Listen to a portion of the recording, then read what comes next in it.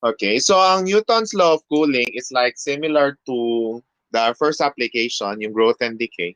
Ang difference lang nito is yung relation.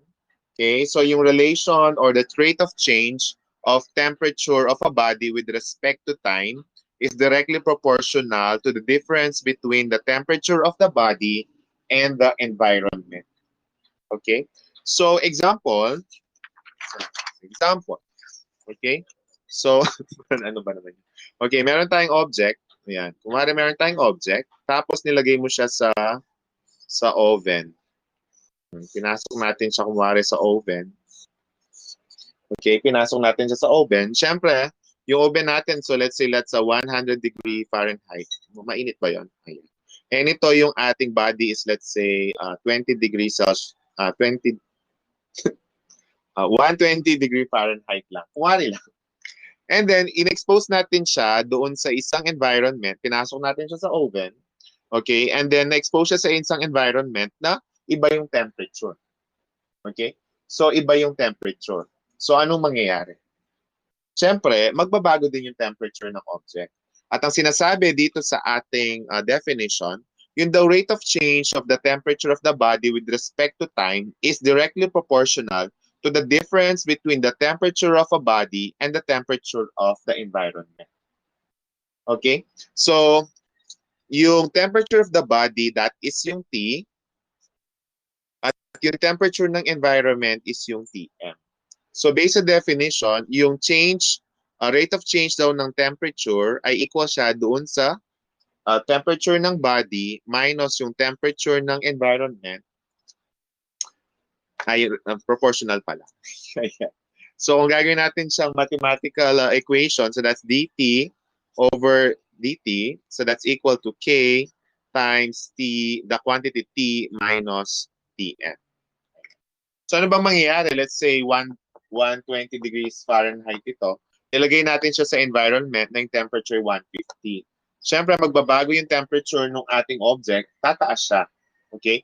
Kung mababa naman ang temperature nito, so let's say this is 100, or let's say that this is 50 degrees Fahrenheit, cooler siguro siya, or refrigerator. Okay, so mangyayari ay, bababa naman yung kanyang temperature. At yung rate ng pagbago ng temperature na yan can be expressed in this formula. Okay? So that the rate of change in temperature is equal to K, that's the proportionality constant, times the quantity, the temperature of the body, minus the temperature of the environment. So Tm is the temperature of the environment. Okay? Kung may question kayo, you can post it din sa atin. Kaya, so ito yung relationship in terms of math ng ating rate of change at saka yung difference in temperature of the body and the environment. So remember, Tm is the temperature of the environment and then T is the temperature of the body. Now, if you will derive the formula, ayan, so similar lang yan sa ating growth and decay. So, by, ano ba tawag dito? Separable equation. So, separable lang natin siya. So, ito yung magiging equation natin. That dt over t minus tm is equal to k dt. So, i-cross multiply lang natin yung, okay, i-cross multiply lang natin itong dalawa. So, magiging siya dt over t minus tm is equal to k dt. And then do the separable. So, this is ln of t minus tm is equal to k dt. And then you apply exponential. So cancel. So t minus tm is equal to e raised to kt. T na lang pala to. Ayan. So this is our general formula. So makikita naman natin dito. Ayan. So this is our general form. T minus tm is equal to ce raised to kt. And again, you don't need to derive this when we solve problems. Pwede naman natin siyang directly i-substitute o gamitin. Okay, tatandaan nyo lang that yung K is our proportionality constant. Yung T natin, that's the temperature of the body at any time T. Yung T sub M will be the temperature of the environment, kung saan mo nilagay yung object. And then, of course, that's C is a constant, another constant, and then T is for time. Okay, so this is our general formula. Okay. May question dun sa introduction natin. Ayan. Okay. Sige. So let's, nawawala yung C pala. Nawawala yung plus C ko dito, no? Plus C. Kaya meron siyang C dito. I forgot that one. Okay, so let's solve our first example. Mababasa niyo ba? Ayan. Okay, the temperature of a body dropped from 200 degrees to 100 degrees for the first hour. Okay, so mula sa mainit, lumamig siya. Okay? Determine how many degrees the body cooled in 1 hour more if the environment temperature is 0. Okay, so let's list the given. Ang environment temperature natin ay 0 degree. Let's say that's Celsius. Okay? So initially, ang temperature natin ay 200 degrees Fahrenheit if time is equal to 0. So at time is equal to 0, the temperature is 200 degrees. Pero sabi dito, nag-drop daw siya to 100 for the first hour. So if you will write that, so that means at T is equal to 1 hour, ang temperature niya ay naging 100 degrees Celsius. Okay, ang question ay, how many degrees the body, determine how many degrees the body cooled in 1 hour more if the environment temperature is 1 hour more. So that means what we're looking for. What will be the time?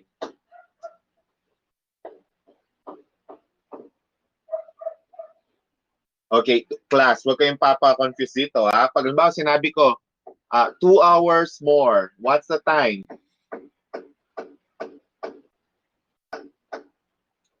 Sabi ko about cooled in 2 hours more. Kasi more means you added, so therefore that should be 3. But in this case, 1 hour more, so that should be 2 hours. So at time na 2 hours, so what is the temperature? So what's the temperature? Okay, so what's the temperature? So ano ba yung general formula natin? So ang general form natin ay, okay, so T minus Tm is equal to Ce raised to Kt. Again, this is similar to growth and decay. We need to find first C and K para makuha natin yung general formula. But T is given, Tm is 0. Tama ba? So Tm natin is 0, so it's given. So that means T minus 0 is equal to Ce Kt. Because Tm is 0.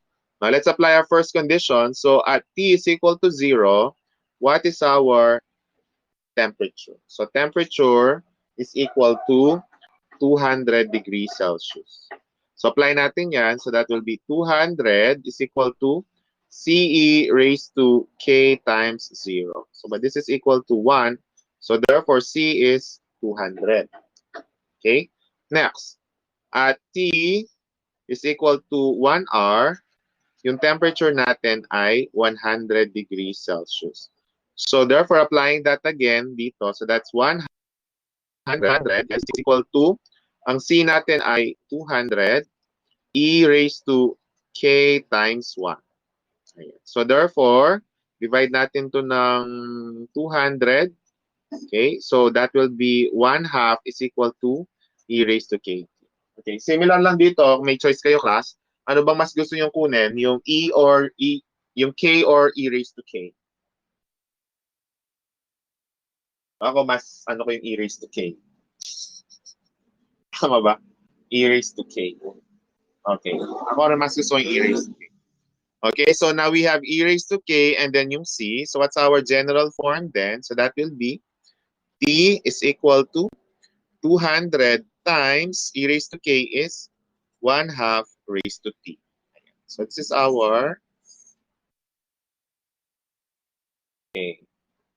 formula. At any time T, makukuha natin yung temperature ng object. Okay? Temperature ng object. So that means at T is equal to 2 hours, so temperature is equal to 200 times 1/2 raised to 2. So what's the temperature?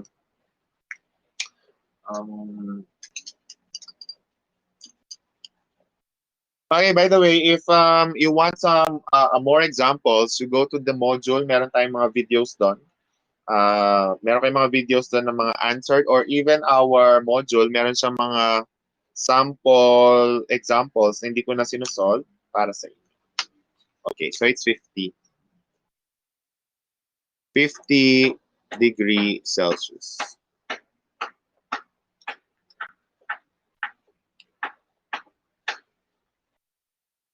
Okay, class. Meron ako kailangan i-explain sa nakasulat. Ano mapapansin niyo?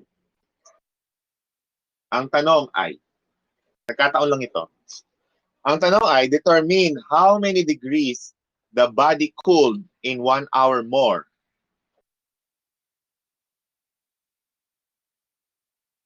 It so happened that 100 minus 50 is still 50. Okay? Nag-gets mo ba yung ibig ko sabihin? Ang tinatanong kasi dito ay determine how many degrees the body cooled. Hindi niya tinatanong what is the temperature of the body after 1 hour more. Nag-gets mo ba yung difference?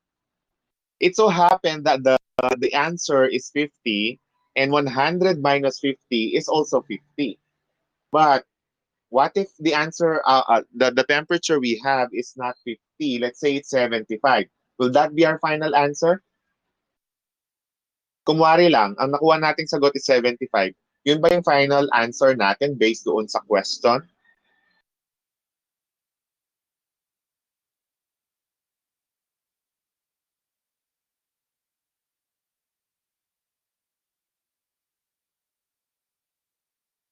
Okay, so so tama kayo, hindi siya yon. Remember, pag ginamit natin ang formula na to, ang sinusolve natin yung actual temperature at the given time. Okay? So this is the actual temperature at the given time. But the question here is different. Ang question kasi is, how many degrees the body cooled?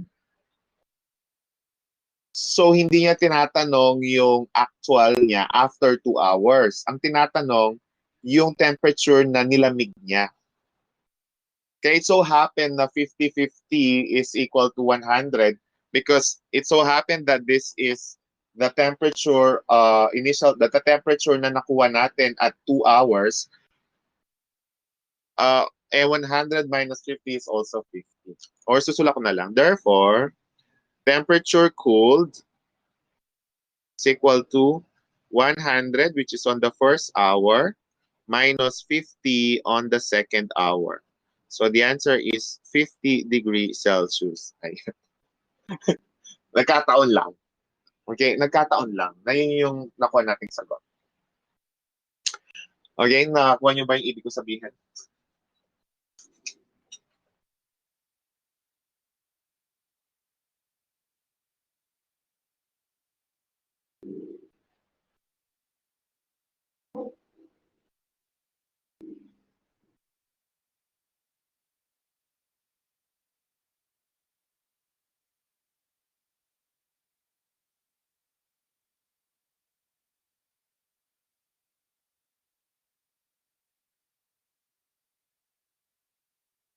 Okay, so may question?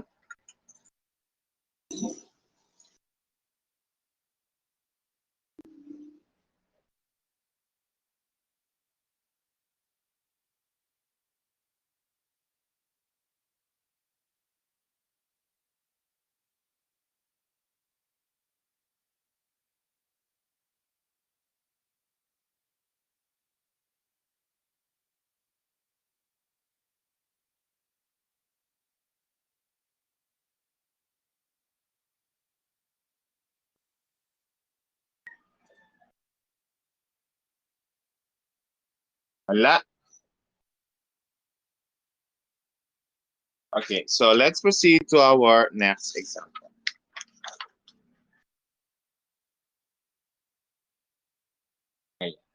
Okay. A thermometer is taken from a room that is 20 degrees Celsius to the outdoors where the temperature is 5 degrees Celsius. After 1 minute, the temperature reads 12 degrees Celsius. Use Newton's law of cooling to answer the following question. Okay, what will be the reading of the thermometer after 1 more minute? And B, when will the thermometer reads 6 degrees Celsius? Okay? So, una, so meron daw tayong thermometer. Ayan. Okay, na nanggaling siya sa loob, in, and then out. Okay? At yung temperature dito sa loob ng bahay, let's say, it's 20 degrees Celsius. Okay? At nung nilabas siya, yung temperature sa labas ay 5 degrees Celsius. Siguro sa Amerika to, no? Sa malalamig na lugar, sa lumamig. From 20 degrees Celsius to the outdoors where the temperature is 5 degrees Celsius. Okay? Then after 1 minute, so nilabas siya, thermometer natin. Tapos after 1 minute, yung temperature na pala ay naging 12 degrees Celsius. Ang tanong ay letter A. Temperature when T is equal to 1 more minute. So that means that's also 2 minutes. And then B, okay, kung ang temperature ay 6 degrees Celsius, ano yung na-elapse na time?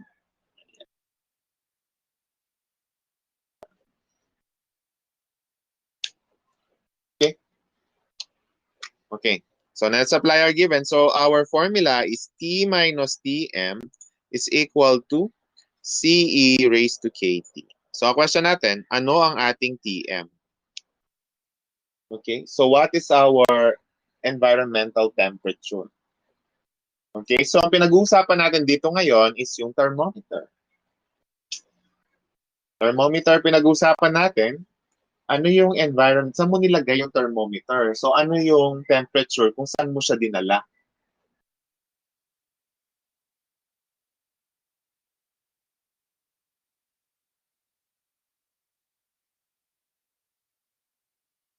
Okay, yung 5, tama. Yung 5 degrees Celsius. So yung ating TM or environmental temperature is 5 degrees Celsius. Okay, so ilista natin yung ibang given. Huwag niyo kakalimutan, umpisa niyo at T is equal to 0, what is the temperature?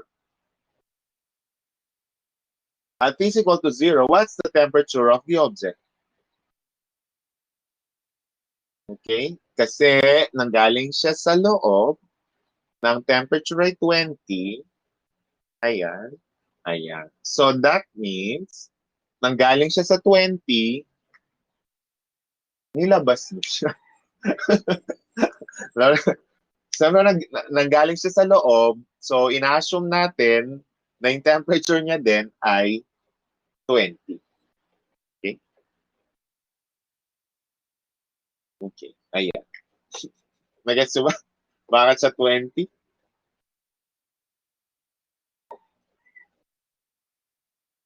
So ina-assume natin kasi nanggaling siya sa loob, so yung temperature niya din 20. Okay, next.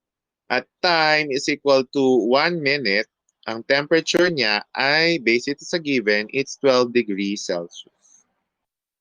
Ayan. So, dito natin kukunin ang mga formula natin. Okay, so let's apply the first one. So, at T is equal to 0, T is equal to 20 degrees Celsius. So, apply natin sa formula natin ito. So, therefore, that's T minus, that's 20 minus, ang TM natin ay 5 minus 5 is equal to CE raised to K times 0. Okay? So therefore, that is 15 is equal to C, because this is 1, C. 15 degree, 15. So C is equal to 15.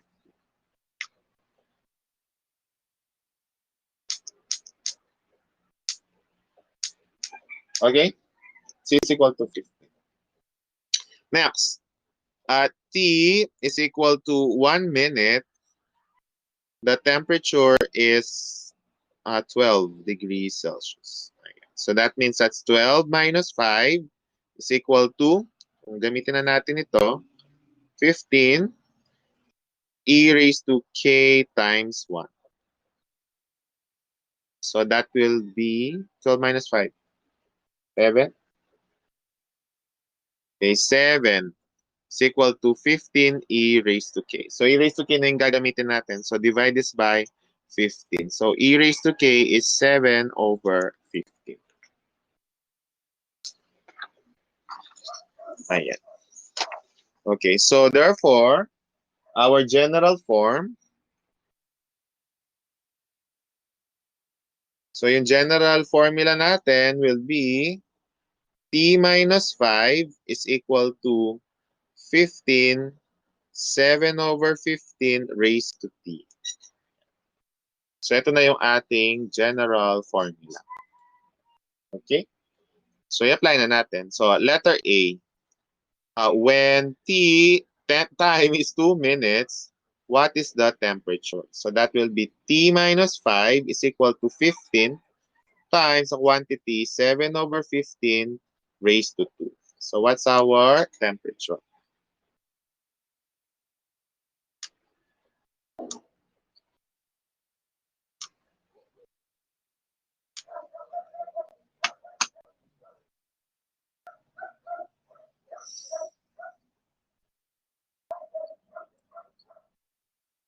So what's the answer?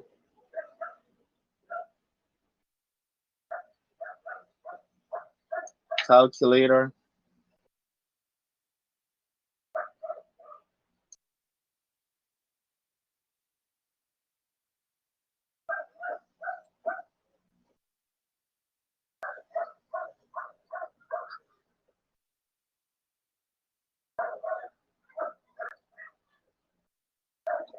Okay, so 8.27. Okay, tama ka? 8.27. Okay, tama kayo? Paul and Ernest. Okay, next question. Letter B. Kailan daw yung temperature reading niya will be 6 degrees? Okay, again, let's apply that to this formula. So 6 minus 5 is equal to 15 times 7 over 15 raised to t. Ayan. So divide natin to ng 15. So 6 minus 5, that's 1 over 15 is equal to quantity 7 over 15 raised to t. Cancel natin yun. Ayan. Okay, and then let's apply ln to both sides para bumaba yung t.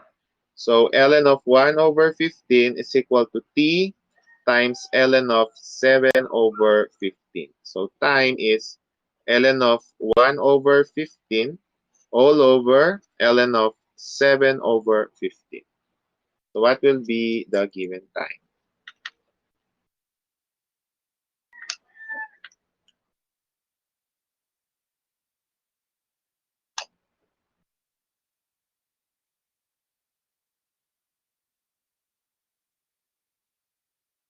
Okay, so 3.55. Minutes ba? Ano ba unit natin? Okay, tama. Minutes. So 3.55 minutes. If you have your calc, of course, you can use shift solve to check your answer if it's correct or not. So if you will go to this equation, ayan, so pwede naman natin check 6 minus 5 alpha equals, so that's 15 times quantity, 7 over 15, a raised to alpha x, and then press shift solve. Type nyo lang yung given natin na equation. And then yung t, palitan nyo lang siya ng x, and then you'll have, ayan. So that's a 3.55. So expecting that the answer should be 3.55.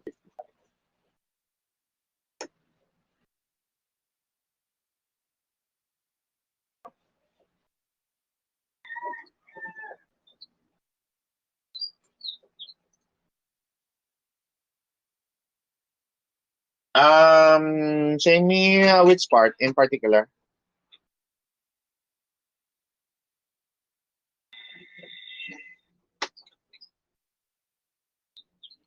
Yung ship salt? Okay.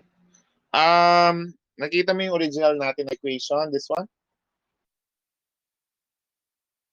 Ayan. So, ita-type nyo lang. So, yung t dito, papalitan nyo lang siya ng x. So, kung pareho tayo ng calcu, ita-type nyo lang. So, 6 minus 5. Ayan. 6 minus 5. Dapat equal. So, shift alpha. And then you type 15 times the quantity. Okay, 7 over 15. Yung fraction form, yan. Okay, raised to alpha x. Ayan. So, dapat ganyan yung equation ninyo. Ayan. So, alpha x. And then just press shift and then solve. So, nandito yung solve. Shift solve. And then press equals.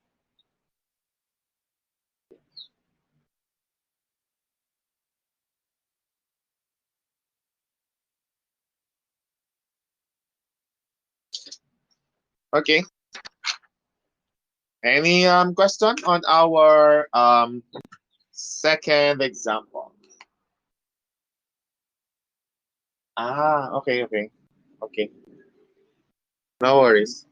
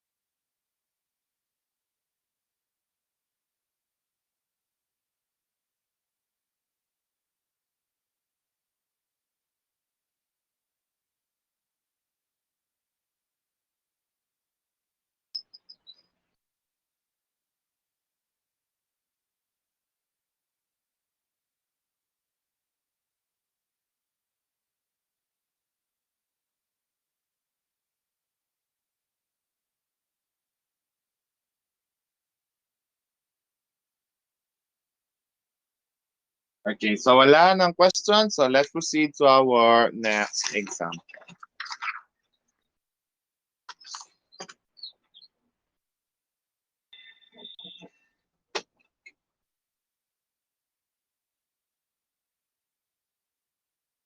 Ayan.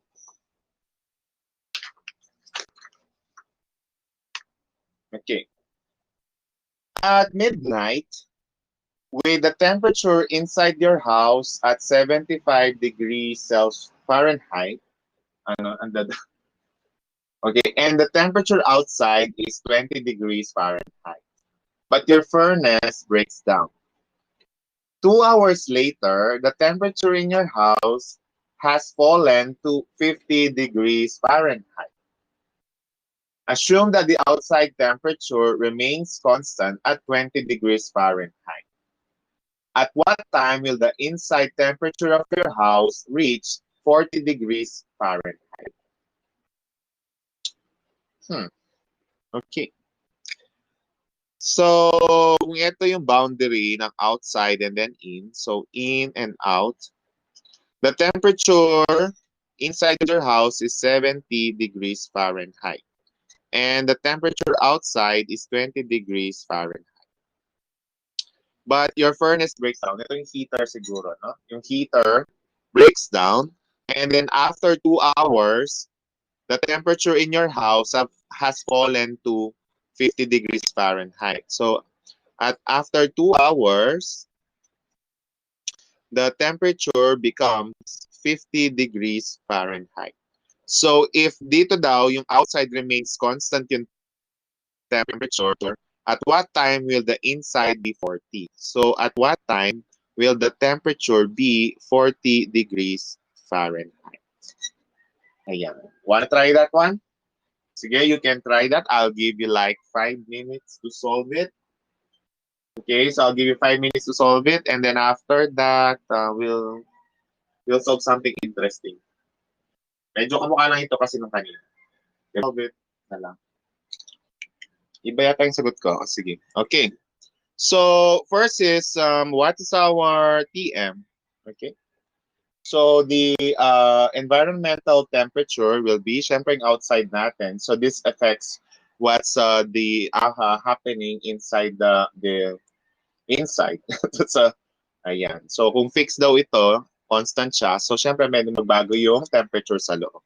So, yung magiging environmental temperature natin is yung 70 degrees Fahrenheit. So, if you will apply our formula of Newton's law of cooling, okay, so let's have our first condition. At T is equal to 0, what's the initial temperature? Okay, so that is 70 degrees Fahrenheit. So, apply that. So, 70 minus 20 is equal to CE raised to K times 0.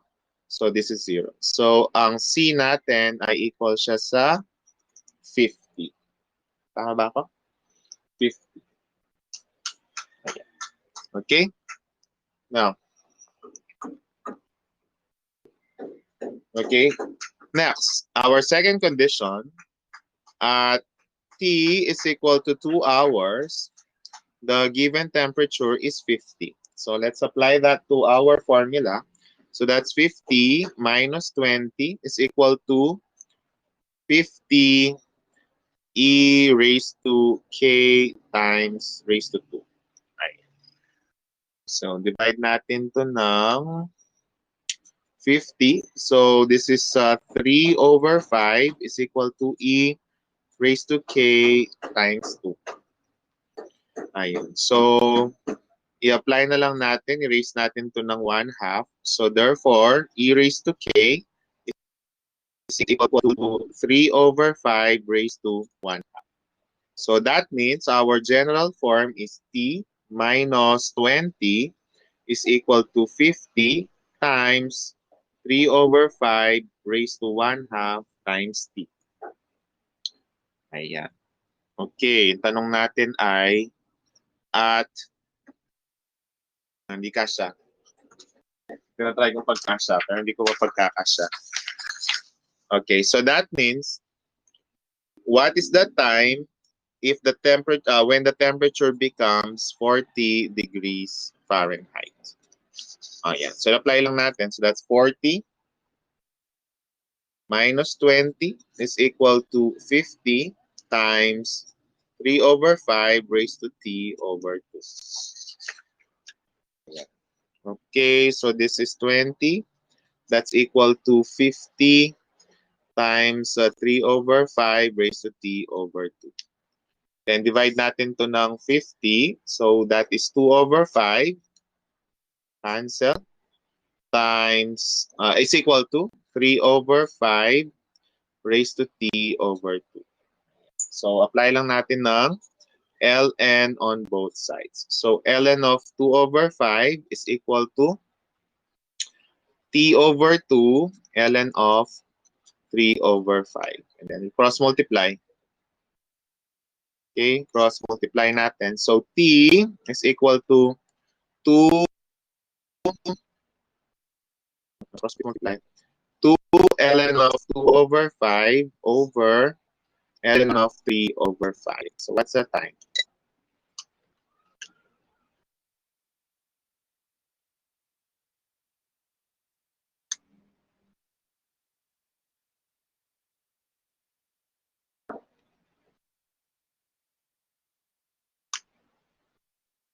Ay, parang mali yata ako. ln of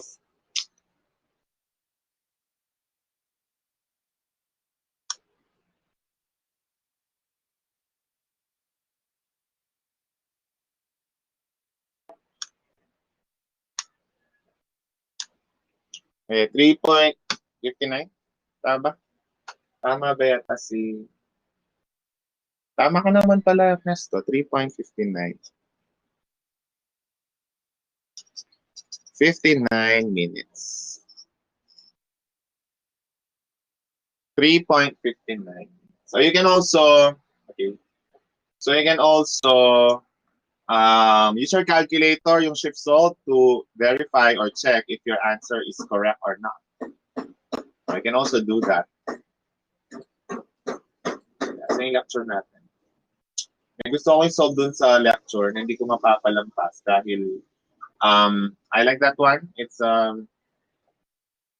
something na kailangan nating i-discuss.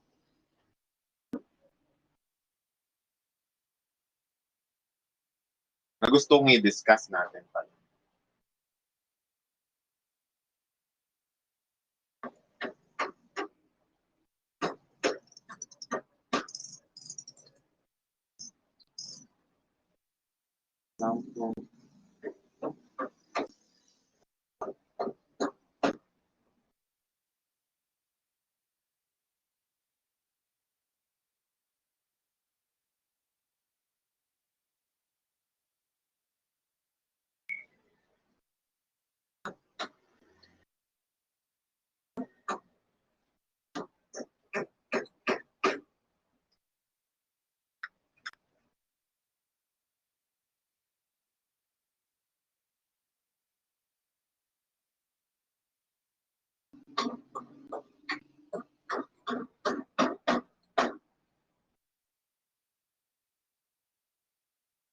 Ay, oo nga pala.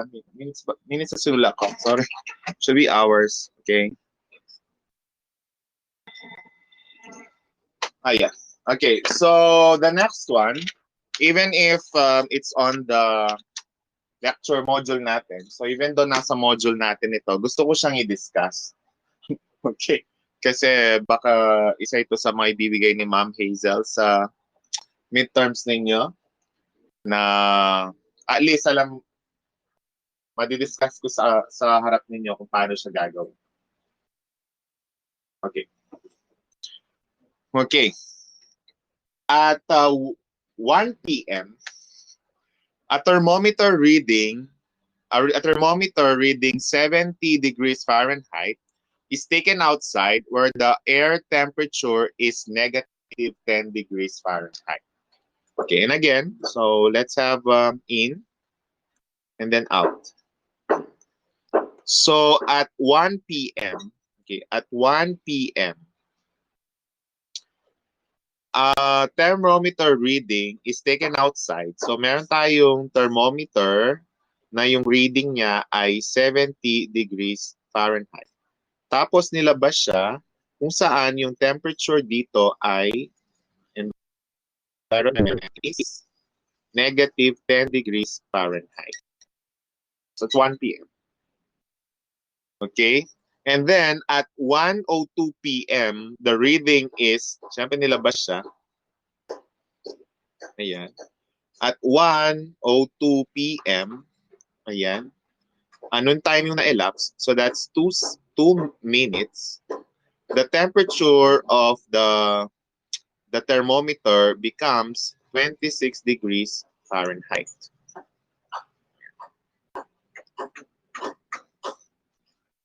Sandali, ito na yung sinusolve natin. Hindi pa yung number 4. O sige, anyway. Next. And then after 1:05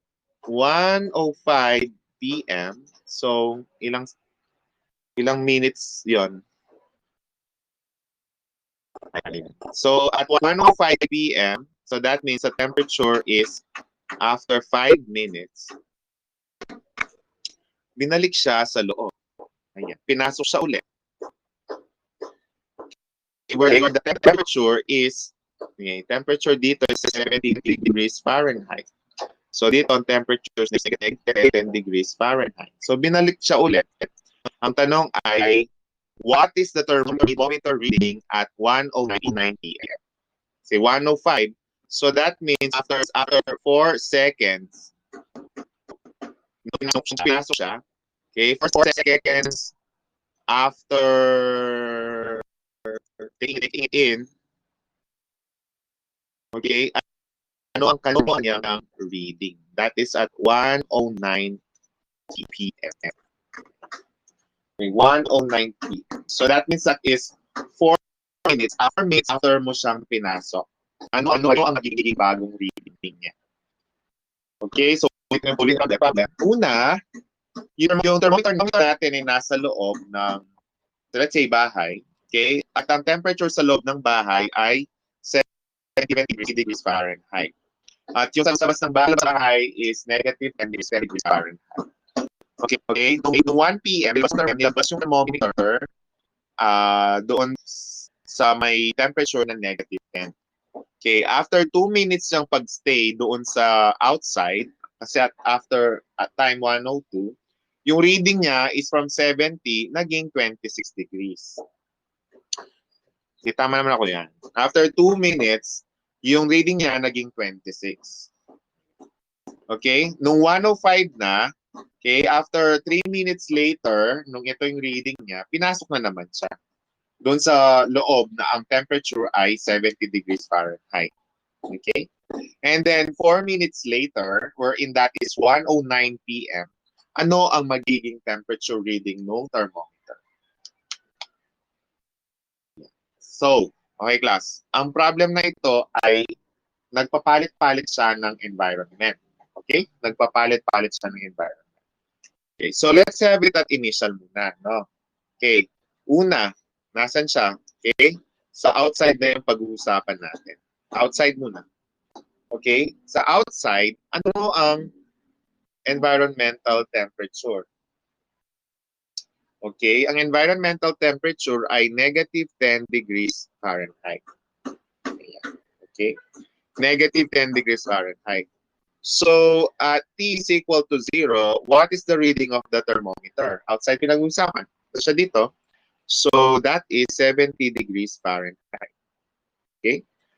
At then, meron tayong condition din na after 2 minutes, yung temperature reading ay naging 26 degrees Fahrenheit. Okay? Yung 26 degrees Fahrenheit. Okay, so yun na muna yung gagawin natin. Ayan. Okay? So, given this, apply natin yung formula. So, T minus Tm is equal to Ce raised to Kt. So, at T is equal to 0, T is equal to 70 degrees Fahrenheit. So, 70 minus negative 10 is equal to Ce raised to K times 0. So, this is 1. So, C is equal to 80 degrees Fahrenheit. Okay, so that's C, 80 degrees Fahrenheit. Next, after 2 minutes, the reading is 26 degrees Fahrenheit. So let's apply it also there. So 26 minus negative 10 is equal to 80 e raised to k times 2. So this is 36 is equal to 80 e raised to k times 2. Ayan. So divide nyo ito ng 80. So what's 36 over 80? Okay, 9 over 20. So 9 over 20 is equal to e raised to k times 2. And then we just raise both sides by 1/2. So we'll have e raised to k is equal to 9 over 20 raised